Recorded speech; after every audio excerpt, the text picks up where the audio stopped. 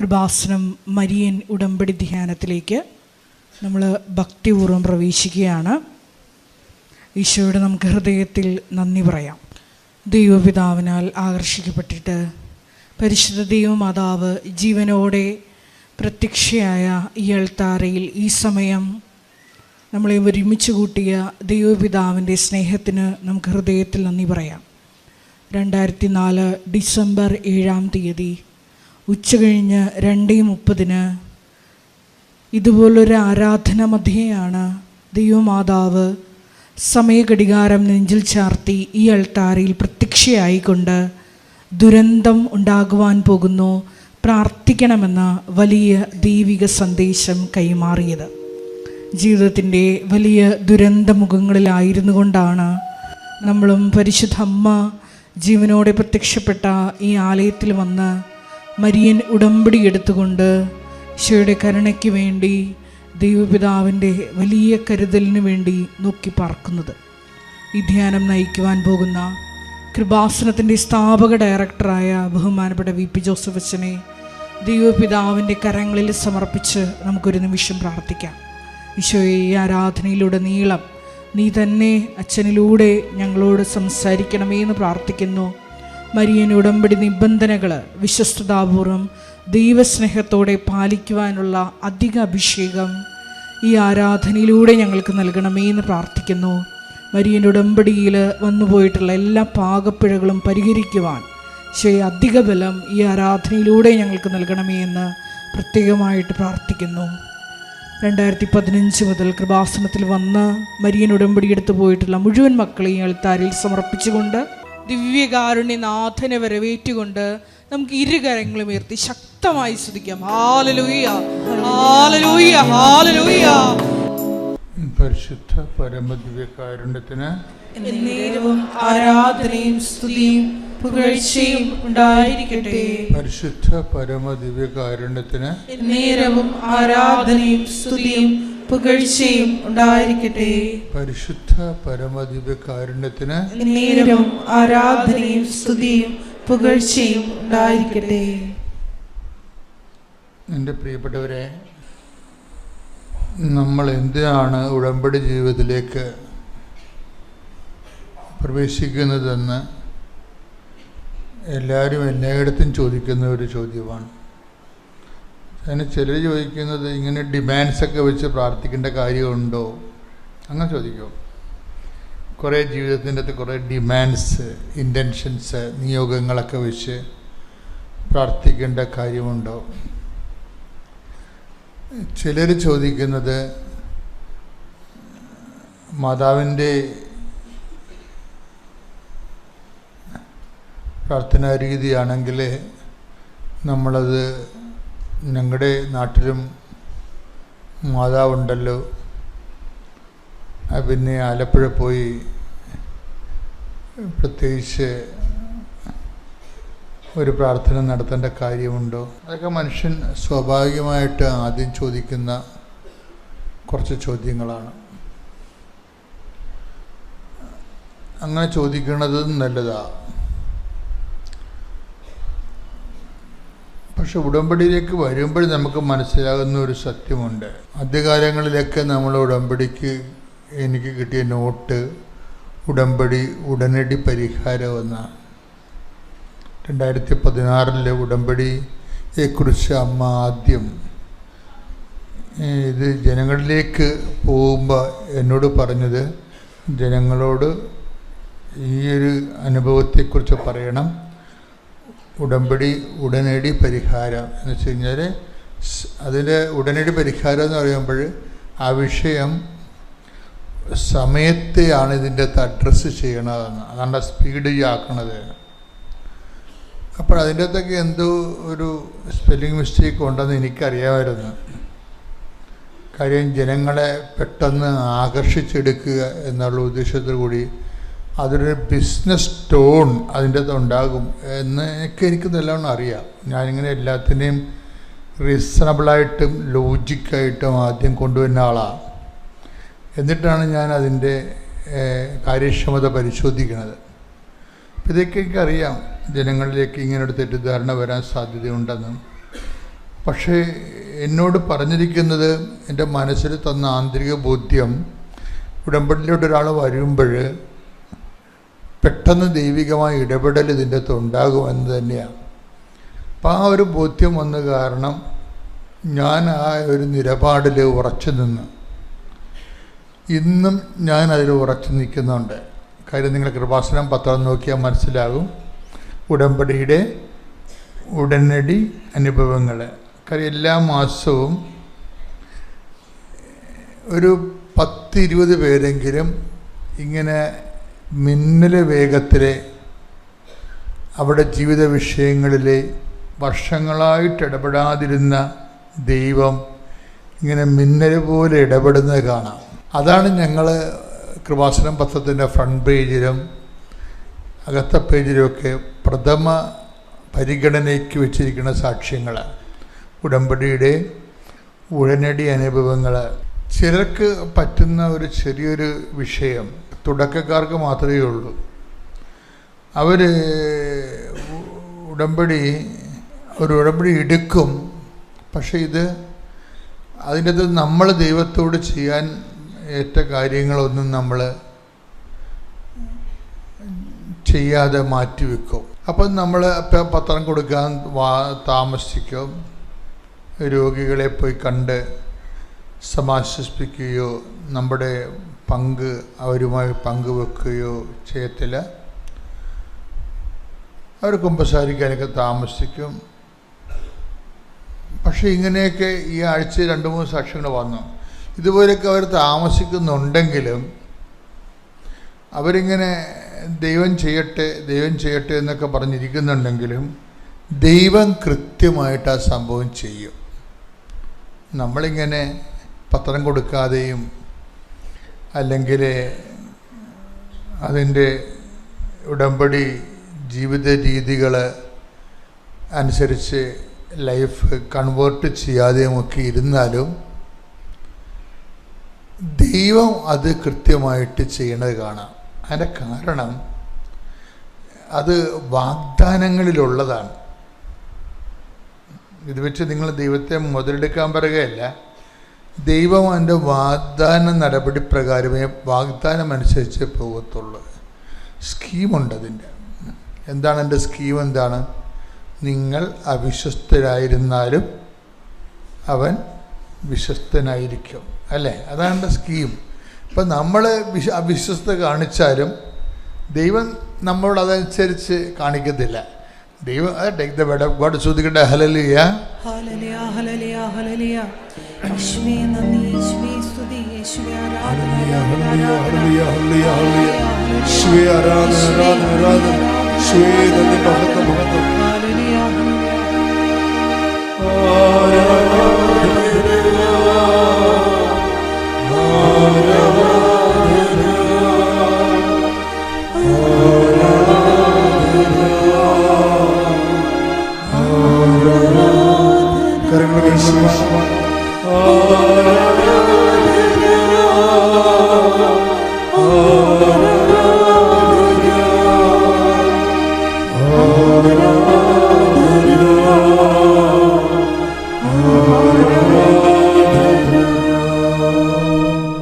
പരിശുദ്ധ അമ്മയ്ക്കും ഈശോയ്ക്കും എൻ്റെ ഹൃദയം നിറഞ്ഞ നന്ദി പറയുന്നു. അമ്മ മാതാവിനോടും ക്ഷമ പറയുന്നു, ഈശോയോടും ക്ഷമ പറയുന്നു. സാക്ഷ്യം വൈകിയതിന്. എൻ്റെ പേര് ജെസി, ഇതെൻ്റെ ഹസ്ബൻഡ് ടെൽസൺ. എൻ്റെ ആദ്യത്തെ സാക്ഷ്യം, ഞാൻ ആദ്യം കൃപാസനത്തിൽ വന്നത് 2015 2015 മുതൽ ഞാൻ കൃപാസനത്തിൽ വരുന്നുണ്ട്. 2017 ഞാൻ ആദ്യത്തെ ഉടമ്പടി എടുത്തത്. ആ ഉടമ്പടി എടുത്ത് അത് കൊറോണ കാലങ്ങളൊക്കെ സമയം അതെൻ്റെ കൈമോശം വന്നു പോയി. എങ്കിലും ആ 2017 ഉടമ്പടി തൈലം ഈ വസ്തുക്കളെല്ലാം എൻ്റെ കയ്യിലുണ്ടായിരുന്നു. 2019 എൻ്റെ ഹസ്ബൻഡ് കൽപ്പണിയാണ്. പുള്ളി 2ാം നിലയുടെ മുകളിൽ നിന്ന് വീണു.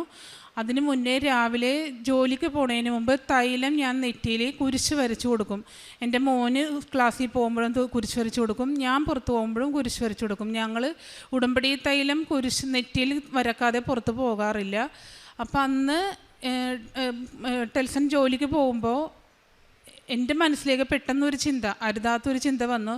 എല്ലാ ദിവസവും ചെയ്യണതല്ലേ, എന്തിനാണ് ഇന്ന് ചെയ്യണേ എന്നുള്ളൊരു ചിന്ത വന്ന് ആ നിമിഷം തന്നെ ഞാൻ മാതാവിനോട് ക്ഷമ പറഞ്ഞു. മാതാവിൻ്റെ ഉള്ളിൽ തോന്നിച്ചു, നീ എന്താണ് ഈ പറയണമെന്നുള്ളൊരു തോന്നൽ വന്ന് അപ്പം തന്നെ ഞാൻ ക്ഷമ പറഞ്ഞ് വേഗം തൈലം എടുത്ത് ഞാൻ നെറ്റിയിൽ കുരിശിട്ട് വരച്ച് ആണ് ജോലിക്ക് വിട്ടത്. 10 മണിയായപ്പോൾ എനിക്കൊരു ഫോൺ തന്നെയാണ്. ടെൽസൺ 2-ാം നിലയുടെ മോളിൽ നിന്ന് റോഡ് സൈഡിലേക്ക് വീണ് എന്നും പറഞ്ഞിട്ട് ഫോൺ വന്നേക്കണ്. അപ്പോൾ ഇയാളുടെ മേസ്രിയാണ് എന്നെ വിളിച്ചത്. അപ്പോൾ ജനറൽ ഹോസ്പിറ്റലിലേക്ക് വരാൻ പറഞ്ഞു. അങ്ങനെ ഞാൻ ഹോസ്പിറ്റലിൽ ചെല്ലുമ്പോൾ പുള്ളി വീൽ ചെയറിലിരിക്കണേണ്. അപ്പം ഞാൻ ആകെ വിഷമിച്ചാണ് ചെല്ലണത്. അപ്പോൾ ഇയാളുടെ വൈഫാണെന്ന് പറഞ്ഞിട്ട് കണ്ടു നിന്നതിൽ ഒരു ചേട്ടൻ എന്നോട് വന്ന് പറഞ്ഞ്, മോളുടെ പ്രാർത്ഥന ഒന്നുകൊണ്ട് മാത്രമാണ് ഈ ചേട്ടൻ രക്ഷപ്പെട്ടത്, അല്ലാന്നുണ്ടെങ്കിൽ ആ ചേട്ടൻ കണ്ടുകൊണ്ട് നിൽക്കണേണ് 2-ാം നിലയുടെ മോളിൽ നിന്ന് വീഴുമ്പോൾ നടുവൊടിഞ്ഞു പോകാം, തല ചിതറിപ്പോകാം, എന്തെങ്കിലും ഒന്ന് സംഭവിക്കേണ്ടതായിരുന്നു. ഇത് 3 സ്റ്റിച്ച് തലയുടെ പുറകിൽ, വലത്തെ കയ്യിൽ ചെറിയൊരു ചതവ്, ഇത്രയും ഉണ്ടായിരുന്നുള്ള ആകെ ഉണ്ടായത്. ഇത് ഞാൻ വിശ്വസിക്കുന്നു പരിശുദ്ധ അമ്മയുടെ തൈലം, ആ തൈലത്തിൻ്റെ ശക്തി ഒന്നുകൊണ്ട് മാത്രമാണ് ഈ മനുഷ്യൻ ഇന്ന് എൻ്റെ കൂടെ.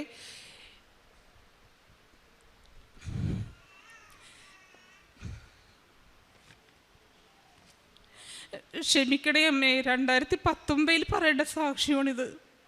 2026 വരെ ഞാനത് വൈകിച്ച് ഇവിടെ മാത്രമേ ഞാൻ ഈ സാക്ഷ്യം പറയാൻ വൈകിട്ടുള്ളൂ. എന്നെ അറിയാവുന്നവരോടും ഉടമ്പടിയുടെയും കൃപാസനത്തിലെയും കാര്യം പറയുന്നവരോടെല്ലാം ഞാൻ ഈ സാക്ഷ്യം പോലെ ഞാനിത് പറയാറുണ്ട്. രണ്ടാമത്തെ എൻ്റെ സാക്ഷ്യം, രണ്ടാമത് ഞാൻ ഉടമ്പടി എടുത്ത് 2022 മെയ് മാസം 4-ാം തീയതി വന്ന് ഞാൻ 2ാമത് ഉടമ്പടി എടുത്ത് ആ ഉടമ്പടിയിലാണ് ഞാൻ ഇന്ന് നിൽക്കുന്നത്. ആ ഉടമ്പടി എടുത്ത് 2023 ഒക്ടോബർ മാസത്തിൽ എൻ്റെ ഇടത് ബ്രസ്റ്റിൻ്റെ സൈഡിൽ ഒരു ചെറിയൊരു കുരു പോലെ വന്ന്, അതെൻ്റെ 2ാമത്തെ മോൻ 5 മാസമുള്ളപ്പോൾ ഈശോൻ്റെ അടുത്തേക്ക് പോയതാണ്. അപ്പോൾ പാലിങ്ങനെ ഇതായിരിക്കുമ്പോൾ അങ്ങനെ വന്നതാണ്. അപ്പോൾ അതങ്ങനെ അന്നേരം കളഞ്ഞതാണ്, ഒരു 10 കൊല്ലം മുമ്പ് കളഞ്ഞതാണ്. അപ്പോൾ ഡോക്ടർ അന്നേ പറഞ്ഞിരുന്നു ഇത് മുഴുവൻ പോയില്ലെങ്കിൽ 2ാമത് വരും എന്ന്. അങ്ങനെ 10 വർഷങ്ങൾക്ക് ശേഷം ഈ സൈഡിൽ ഇങ്ങനെ വന്നായിരുന്നു. അപ്പം ഞാൻ ഡോക്ടറിൻ്റെ അടുത്തൊന്നും പോയില്ല. ഞാൻ പരിശുദ്ധമ്മയുടെ തൈലവും ഉപ്പവും മിക്സ് ചെയ്ത് വിശ്വാസ പ്രമാണം ചൊല്ലി അവിടെ തേച്ച് പ്രാർത്ഥിച്ച് ഇപ്പം 3 വർഷമായി, ഒരു കുഴപ്പവും അവിടെ ഇല്ല. എൻ്റെ 3ാമത്തെ സാക്ഷ്യം, ഞാൻ പരിശുദ്ധമ്മയോട് പ്രാർത്ഥിച്ചിരുന്നു എനിക്കൊരു ജോലി, ഞാൻ 10ാം ക്ലാസ് വരെ പഠിച്ചിട്ടുള്ളൂ. അപ്പോൾ എനിക്ക് ചെയ്യാൻ പറ്റുന്നൊരു ജോലി, ആ ഒരു ജോലി തന്നെ എൻ്റെ അമ്മ മാതാവും ഈശോയും എന്നെ സഹായിക്കണേ, എന്നെ അനുഗ്രഹിക്കണേ എന്ന് ഞാൻ പ്രാർത്ഥിച്ചിരുന്നു. മാതാവ് എനിക്കൊരു ജോലി തന്നു. ഒരു കോഫി ഷോപ്പിലാണ്. സന്തോഷമായിട്ട് ഞാൻ ആ ജോലി ചെയ്യുന്നു. ഇപ്പോൾ 1 വർഷമായി. അതിൽ നിന്ന് ഡെയിലി വേജസ് ആണെങ്കിലും ആഴ്ചയിലാണ് ഞാൻ കാശ് മേടിക്കുന്നത്. അതിൽ നിന്ന് കിട്ടുന്ന ആഴ്ചയിൽ 700 രൂപ വെച്ച് ഞാൻ എൻ്റെ പ്രേക്ഷിത പ്രവർത്തനത്തിനും കാരുണ്യ പ്രവർത്തനവുമായിട്ട് മാറ്റിവെക്കുന്നു. ഭയങ്കര സന്തോഷമാണ് ഞാൻ. കാരണം എനിക്ക് എൻ്റേതായ രീതിയിൽ എന്തെങ്കിലും ചെയ്യണമെന്ന് ആഗ്രഹം ഉണ്ടായിരുന്നു. എൻ്റെ അമ്മ മാതാവും ഈശോയും സഹായിച്ച് എനിക്കൊരു ജോലി കിട്ടി.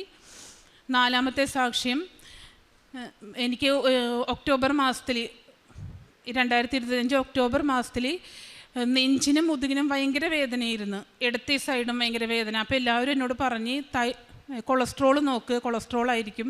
പക്ഷേ എനിക്കറിയാമായിരുന്നു എൻ്റെ ബുദ്ധിമുട്ട് എന്താണെന്നുള്ളത്. നെഞ്ച് വേദന, മുതുക് വേദന, ഇത് എൻ്റെ കയ്യിൽ നിൽക്കണ കാര്യമില്ലെന്ന് എനിക്ക് 100% എനിക്ക് ഉറപ്പായിരുന്നു. എന്നാലും ഞാൻ വീട്ടിൽ പറഞ്ഞില്ല, ഞാനത് കൊണ്ടുവന്ന് നടന്ന്. കാരണം എനിക്ക് ജോലിക്ക് പോകണം, എനിക്ക് ഭയങ്കര ഇഷ്ടപ്പെട്ട് ചെയ്യണ ജോലിയാണ്, ഒരുപാട് മക്കളുടെ അടുത്ത് നിൽക്കണ ജോലിയാണ്. അപ്പം ഞാൻ ഇഷ്ടപ്പെട്ട് എൻ്റെ അമ്മ മാതാവ് തന്ന ജോലിയാണ്. അപ്പം ഞാനത് വീട്ടിൽ പറഞ്ഞില്ല, ഞാനതും കൊണ്ടുവന്ന് നടന്ന്. ഒക്ടോബർ കഴിഞ്ഞ് നവംബറായി. നവംബർ 23-ാം തീയതി ആയിക്കഴിഞ്ഞപ്പോൾ അന്ന് രാത്രി എനിക്ക് നെഞ്ച് കൊളുത്തി വലിക്കുന്ന വേദനയാണ്, മുതുകും നെഞ്ചും കൊളുത്തി വലിക്കുന്ന ശക്തമായ വേദന. ആ വേദനയിൽ ഞാൻ ഉടമ്പടി കാശ് രൂപവും കൊന്തയും പിടിച്ച് നേരം വെളുപ്പിച്ചെടുത്ത്. എന്നിട്ട് ഞാൻ ഇവരോട് പറഞ്ഞില്ല. നേരം വെളുത്ത് കഴിഞ്ഞപ്പോൾ എനിക്ക് ആ വേദന മാറി. ഞാൻ ജോലിക്ക് പോയി. പിറ്റേ ദിവസം ചൊവ്വാഴ്ച 24-ാം തീയതി രാവിലെ എഴുന്നേറ്റ് മരിച്ചവരുടെ മാസം ആയതുകൊണ്ട് അപ്പച്ചനമ്മച്ചിക്കും ടെൽസിൻ്റെ അപ്പച്ചനമ്മച്ചിക്കും എൻ്റെ കുഞ്ഞിനൊക്കെ കുർബാന കൊടുത്തേച്ച്. അപ്പോൾ കുർബാനയ്ക്ക് ഇരിക്കുമ്പോൾ ഒരു ചിന്ത വന്ന്, സാധാരണ നോർമലായിട്ടുള്ള ഹോസ്പിറ്റലിൽ പോകണ്ട, വേറെ എവിടെയെങ്കിലും പോകുന്നുള്ളൊരു ചിന്ത വന്നത് കാരണം അവിടെ അടുത്തൊരു കോസ്മിക് എന്ന് പറഞ്ഞൊരു ഹോസ്പിറ്റലിൽ പോയി.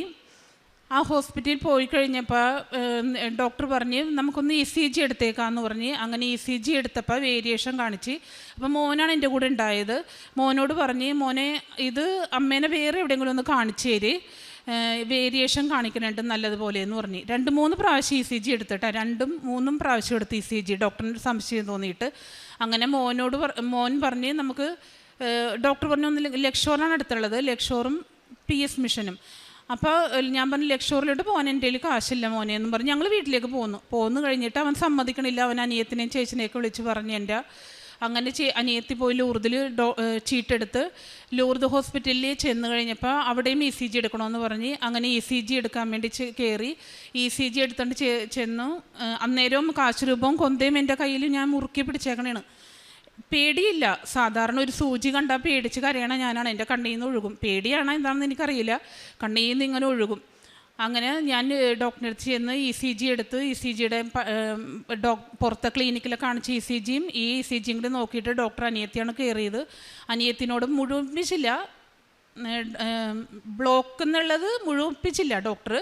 നമുക്ക് നോക്കാം എന്നും പറഞ്ഞിട്ട് വേഗം എമർജൻസി ആയിട്ട് TMT എടുക്കുമെന്ന് പറഞ്ഞു. ഈ TMT ഒക്കെ ഞാൻ ആദ്യമായിട്ട് കേൾക്കണേ, എന്തുന്നാണെന്ന് പോലും എനിക്കറിയില്ലായിരുന്നു. അങ്ങനെ TMT എടുക്കാൻ വേണ്ടി വിട്ട്. അപ്പോഴേക്കും എൻ്റെ ചേച്ചിക്ക് വരാൻ പറ്റൂല. ചേച്ചിയുടെ 2 കുഞ്ഞുങ്ങൾ, പൊടിക്കുഞ്ഞുങ്ങൾ, പേരക്കിടാങ്ങളാണ്, അതുങ്ങളെ നോക്കണത് കൊണ്ട് ചേച്ചി വീട്ടിലിരുന്ന് ഉടമ്പടി ധ്യാനം കൂടിക്കൊണ്ടിരുന്ന ചേച്ചി കരഞ്ഞ് പ്രാർത്ഥിച്ചുകൊണ്ട്. അപ്പോൾ അനിയത്തിയുണ്ട്, ടെൽസനുണ്ട്, എൻ്റെ മോനുണ്ട്. ഞങ്ങൾ എന്നെ TMTക്ക് കയറ്റി അതിൽ ആ മിഷ്യത്തിൽ നിൽക്കുമ്പോൾ ഈശോനോട് ഞാൻ ഒറ്റ വാക്കേ പറഞ്ഞുള്ളൂ. ഈശോ അവിടെ ഉണ്ടായിരുന്നു. ഈശോൻ്റെ ഒരു ഫോട്ടോ ഉണ്ടായിരുന്നു മതിലിൽ. ഈശോനോട് പറഞ്ഞു, ഈശോയെ ഞാൻ 5000 രൂപയും കൊണ്ടാണ് വന്നേക്കണത്, ആകെ 5000 രൂപയും കൊണ്ടാണ് വന്നേക്കണത്. 2020 തീർന്ന് ഇനിയുള്ളതിൽ ഇനിയൊരു ടെസ്റ്റ് എന്ന് പറഞ്ഞാൽ എൻ്റെ കയ്യിൽ കാശില്ല. ടെസ്റ്റിന് കാശുണ്ടാവും, മരുന്ന് മേടിക്കാൻ എൻ്റെ കയ്യിൽ കാശില്ല. ഈശോ എന്താണെന്ന് വെച്ചാൽ ഈ നിമിഷം തീരുമാനിച്ചു എന്ന് പറഞ്ഞ്. അങ്ങനെ ഞാൻ എന്തൊക്കെയോ ഈശോയോട് ഞാൻ സംസാരിച്ചു. പിന്നെ എന്താ സംസാരിച്ചെന്ന് എനിക്കറിയില്ല. ഞാൻ അത് TMT എടുത്ത് എന്നെ ഇറക്കണത് വരെ ഞാനും ഈശോയും കൂടെയുള്ള സംസാരമായിരുന്നു അവിടെ നിന്ന് ഇറങ്ങി. ഞാൻ TMTയും കഴിഞ്ഞ് ആ മിഷ്യത്തിൽ നിന്ന് ഇറങ്ങി 4 മണിയായപ്പോൾ ബ്ലഡ് ടെസ്റ്റിൻ്റെ റിസൾട്ടും ഈ ECGയുടെ റിസൾട്ടും TMTയുടെ റിസൾട്ടും കൊണ്ട് ഡോക്ടറിൻ്റെ അടുത്ത് കയറി. ലൂർദിലെ ഡോക്ടർ ഇതിലേക്ക് നോക്കും, എന്നെ നോക്കും, എന്താണ് സംഭവിച്ചതെന്ന് അറിയില്ല. ഡോക്ടർ എന്നെ 2-3 പ്രാവശ്യം ഇങ്ങനെ നോക്കി. ബ്ലോക്ക് എന്ന് പറഞ്ഞ സാധനമില്ല എന്നാണ് ഡോക്ടർ പറഞ്ഞത്. അത് കഴിഞ്ഞ് വീട്ടിലെത്തുമെന്ന് കരുതിയല്ല ഞാൻ എൻ്റെ വീട്ടിൽ നിന്ന് ഇറങ്ങിയത്. ഞാൻ കരുതിയത് ഒന്നല്ലെങ്കിൽ എന്നെ ICUലോട്ട് കയറ്റും, അല്ലെങ്കിൽ വേറെ എന്തെങ്കിലും എനിക്ക് സംഭവിക്കുമെന്ന് കരുതിയാണ് ഞാൻ പോയത് വീട്ടിൽ നിന്ന്. പക്ഷേ വൈകിട്ട് 6 മണിക്ക് ഞാൻ വീട്ടിലെത്തി. ഡോക്ടറിൻ്റെ അടുത്ത് ഇറങ്ങുമ്പോൾ ഡോക്ടർ പറഞ്ഞ് ചെറിയൊരു കതപ്പ് കാണുന്നതുകൊണ്ട് നമുക്കൊരു എക്കോയും കൂടെ എടുത്തേക്കാം, അത് 1 മാസം കഴിഞ്ഞിട്ട് വന്നാൽ മതി എന്ന് പറഞ്ഞ് വിട്ട്. അങ്ങനെ മരുന്ന് പോലും, ഒരു പാരസിറ്റാമോൾ പോലും തന്നില്ല എനിക്ക്. ആ TMT മിഷത്തിൽ കയറി ഈശോനോട് സംസാരിച്ച് നിന്ന് കഴിഞ്ഞ് പിന്നെ ഇറങ്ങിയിട്ട് ഞാൻ എന്തിനാണ് ഹോസ്പിറ്റലിൽ നിന്ന് വന്നത് പോലും എനിക്കറിയില്ല. വേദനയാണോ എന്താണോ ഒന്നും എനിക്കില്ല. പിന്നെ എന്തിനാണ് ഞാൻ ആ ഹോസ്പിറ്റലിൽ ചെന്ന് എനിക്കറിയില്ല. അത് കഴിഞ്ഞ് ഞാൻ വീട്ടിൽ വന്നു കഴിഞ്ഞ് 6 മണിയായപ്പോൾ എൻ്റെ ചേച്ചി പറഞ്ഞാണ്, ഞാൻ വിളിച്ചപ്പോൾ നിന്നെ TMTക്ക് കയറ്റിയേക്കണമെന്ന് പറഞ്ഞ് 1:30 മണി, ഉച്ചയ്ക്ക് 1:30 മണി 2025 നവംബർ 11-ാം മാസം, അതായത് 2025 ഈ കഴിഞ്ഞ നവംബർ മാസത്തിലെ ധ്യാനം നിങ്ങൾ കേട്ടാൽ നിങ്ങൾക്കറിയാൻ പറ്റും. എന്നെ TMTക്ക് കയറ്റിയ നിമിഷം അച്ഛൻ ഇവിടെ ഉടമ്പടി ധ്യാനത്തിൽ ബ്ലോക്കുകൾ വഴിമാറുന്നു എന്ന് വിളിച്ചു പറഞ്ഞു. ആ സൗഖ്യം എനിക്കാണ് എൻ്റെ ചേച്ചി പ്രാർത്ഥിച്ച് എനിക്ക് മേടിച്ചു തന്നത്. എൻ്റെ ഈശോ എനിക്ക് പൂർണ്ണ സൗഖ്യം നൽകി. 2026 കാണുമെന്ന് ഞാൻ ഒരിക്കലും ചിന്തിച്ചതല്ല. എക്കോ 1 മാസം കഴിഞ്ഞിട്ട് എടുക്കാൻ പറഞ്ഞ് എക്കോ എടുത്ത് തിരിച്ചു വന്ന വഴി ഞാൻ ടെൽസനോട് പറഞ്ഞത് എക്കോ ഒരു കുഴപ്പമുണ്ടായിരുന്നില്ല, നോർമലാണെന്ന് പറഞ്ഞ് ഇവരുടെ സമാധാനത്തിന് വേണ്ടിയിട്ടാണ് പോയി എടുത്തത്. എനിക്ക് താല്പര്യം ഉണ്ടായില്ല, എങ്കിലും പറഞ്ഞാലെന്നിട്ട് പോയി എടുത്ത് തിരിച്ചു വന്ന വഴി ഞാൻ പറഞ്ഞു, ഇത് ഈശോ തന്ന സൗഖ്യമാണ്, പരിശുദ്ധ അമ്മയും ഈശോയും കൂടി തന്ന സൗഖ്യമാണ്. ഇന്ന് കണക്ക് വെച്ച് നോക്കണമെങ്കിൽ ഇന്ന് എൻ്റെ 30 കഴിഞ്ഞ് വീട്ടിൽ നിന്ന് എല്ലാവരും പോണ ദിവസം. അത്രയും ഈശോ എന്നെ ചേർത്ത് പിടിച്ചാണ്. എന്താണ് ഞാൻ ഈശോയോടും മാതാവിനോടും ചെയ്തേ, എന്നെ ഇത്രയും കരുതാൻ എത്ര എനിക്കറിയില്ല പറയാനായിട്ട്. അത്രയും എൻ്റെ പരിശുദ്ധമ്മയും ഈശോയും എന്നെ ചേർത്ത് പിടിച്ചേക്കണേണ്. വിളിച്ചാൽ ഏത് സങ്കട നിമിഷത്തിലും വിളിച്ചാൽ ഈശോ കൂടെയുണ്ട്. പിന്നെ കുർബാനൊക്കെ പള്ളിയിൽ പോകുമ്പോൾ ഞാൻ ഈശോയോട് പ്രാർത്ഥിക്കുമായിരുന്നു. ഈശോയുടെ തിരുശരീരവും തിരുരക്തവും നാവിൽ സ്വീകരിക്കുമ്പോൾ ഞാൻ പ്രാർത്ഥിക്കും. 1 വർഷം മുമ്പേ തുടങ്ങി പ്രാർത്ഥിക്കണമെന്ന് ആരും പറഞ്ഞു തന്നിട്ടല്ല. അതെന്താണ് ഇങ്ങനെ പ്രാർത്ഥിച്ചതെന്നൊന്നും എനിക്കറിയില്ല. ചിലപ്പോൾ ഇതായിരിക്കാം.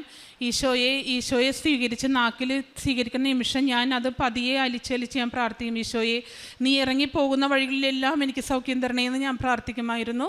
ആ പ്രാർത്ഥനയും ഈശോ സ്വീകരിച്ചിട്ടുണ്ടാകും. ഈശോനെ അറിയാമായിരിക്കും എനിക്കിങ്ങനെ ഒരു ബുദ്ധിമുട്ട് വരുമെന്ന്.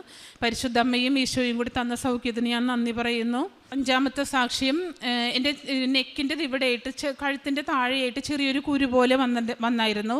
അത് ഒക്ടോബർ മാസത്തിലാണ്. അത് ഡോക്ടറെ കാണിച്ചായിരുന്നു. ഡോക്ടർ അത് പഴുപ്പുള്ളതുകൊണ്ട് കീറിക്കളയണം, പഴുപ്പ് കഴിഞ്ഞിട്ട് കീറിക്കളയാമെന്നാണ് പറഞ്ഞേച്ചത്.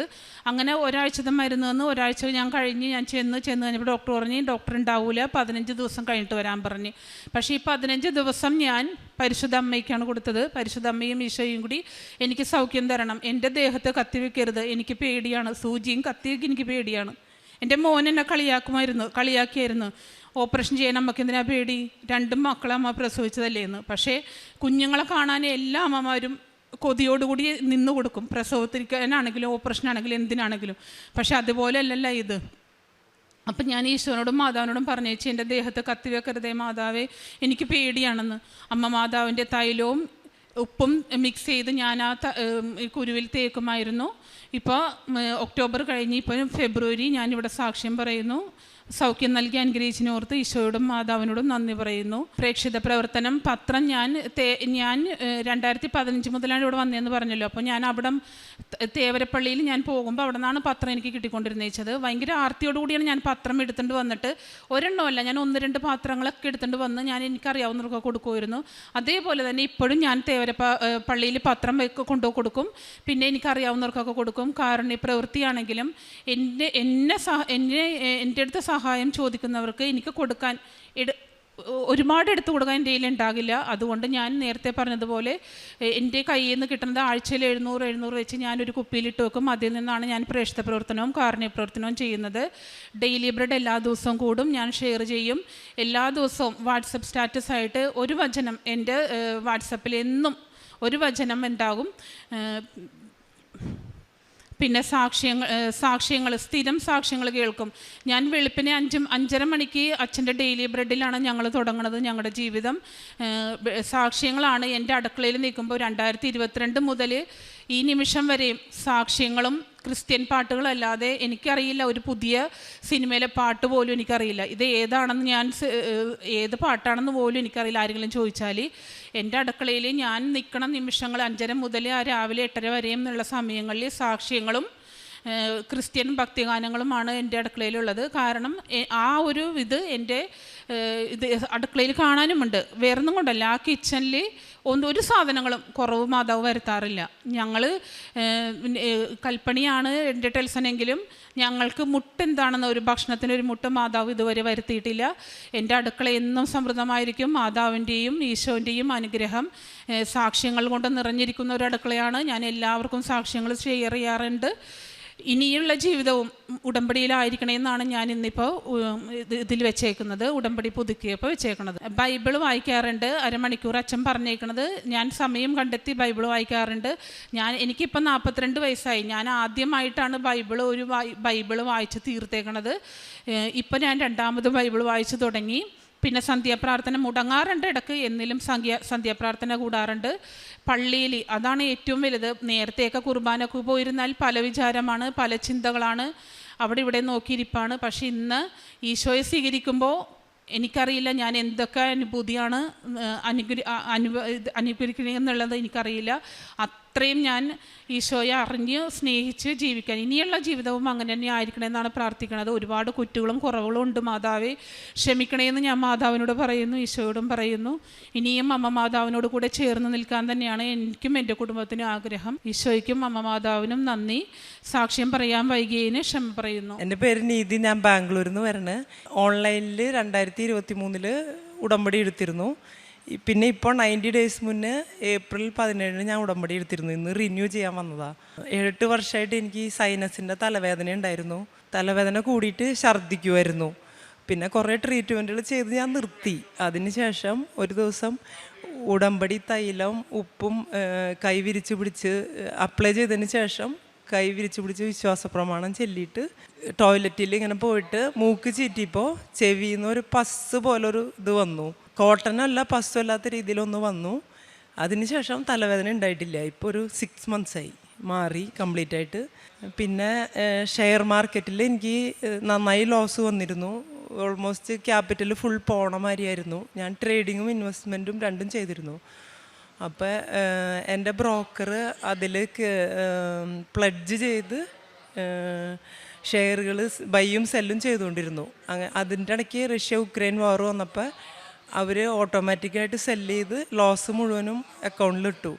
പിന്നെ ഞാൻ ഉടമ്പടി തൈലം ഇട്ടിട്ടാണ് എന്നും കുരിശു വരച്ച് വിശ്വാസപ്രമാണം ചൊല്ലിയിട്ടാണ് ട്രേഡ് ചെയ്തിരുന്നത്. അങ്ങനെ ശത്രുക്കൾക്ക് വേണ്ടി പ്രാർത്ഥിക്കുക എന്നുള്ള ഇത് പ്രകാരം ഞാൻ അവന് വേണ്ടി പ്രാർത്ഥിച്ച് അതിനുശേഷം ലോസ് റിക്കവറായി ഒരു 4 times പ്രോഫിറ്റ് ഉണ്ടാക്കാൻ പറ്റി. ഗോവയ്ക്ക് ഞങ്ങൾ മൂന്നാമതായിട്ട് ഗോവയ്ക്ക് ഞങ്ങൾ ഫാമിലിയായിട്ട് പോണ സമയത്ത് കാറിൻ്റെ ടയർ പഞ്ചറായി. നോർമൽ ബാംഗ്ലൂർ ടു ഗോവ പോണ വഴിക്ക് സാധാരണ പോണ റൂട്ടല്ല, അന്നെന്തോ റോഡ് കൺസ്ട്രക്ഷൻ കാരണം അവർ ഒരു വഴിക്ക് ഡൈവേർട്ട് ചെയ്ത് വിട്ടു. അപ്പോൾ അവരുടെ ഹെയർ പിൻ ട്രെയിനിങ്ങുകളായിരുന്നു. അപ്പോൾ ടയർ പഞ്ചറായി കഴിഞ്ഞപ്പോൾ നമുക്ക് ഇതിൻ്റെ ടയർ മാറ്റാൻ അറിയില്ല. വോൾക്സ് വാഗൺ ആയതുകൊണ്ട് ടയർ ഏത് സൈഡിലേക്ക് അത് ടേൺ ചെയ്യണമെന്ന് ഹസ്ബൻഡിന് അറിയില്ലായിരുന്നു. അവിടെ ഇൻ്റർനെറ്റ് റേഞ്ചും ഉണ്ടായിരുന്നില്ല. അപ്പം നമ്മൾ വീട്ടിൽ നിന്ന് ഇറങ്ങുമ്പോൾ കാശ് രൂപം കയ്യിലുണ്ടാവും, ഉടമ്പടി തൈലം എല്ലാം അപ്ലൈ ചെയ്തിട്ടാണ് പോണത്. കുറേ വണ്ടികൾ ട്രക്കുകൾ പോയെങ്കിലും കാടിൻ്റെ നടുക്കായിരുന്നു. 2:30 AM ആയിരുന്നു. അപ്പോൾ കുറേ വണ്ടികൾ പോയെങ്കിലും ആരും നിർത്തിയില്ല. പിന്നെ അവസാനം ഒരു വണ്ടിയിൽ ഒരു ഫാമിലിയായിട്ട് വന്ന് ഒരു ഹസ്ബൻഡും വൈഫും ആളുടെ മോനും വൈഫും ഉണ്ടായിരുന്നു. അവർ ടയർ മാറ്റിയിട്ട് വന്നു. നമ്മൾ വെറുതെ ടോർച്ച് അടിച്ച് കാണിച്ചോളൂ, മൊബൈലിലെ ടോർച്ച്. അങ്ങനെ മാതാവിൻ്റെ ഒരു പ്രത്യേക ഒരു സംരക്ഷണം അവിടെ വെളിപ്പെട്ടു. 2:30 നേരമായിരുന്നു വെളുപ്പിന്. നാലാമതായിട്ട് എൻ്റെ ഒരു ഫ്രണ്ട് ഹസ്ബൻഡ് മരിച്ചതുണ്ടായിരുന്നു. അവൾക്ക് 3 കുട്ടികളാണ്. അപ്പോൾ അവൾക്ക് ഫിനാൻഷ്യലി ഭയങ്കര പുറകോട്ടായി.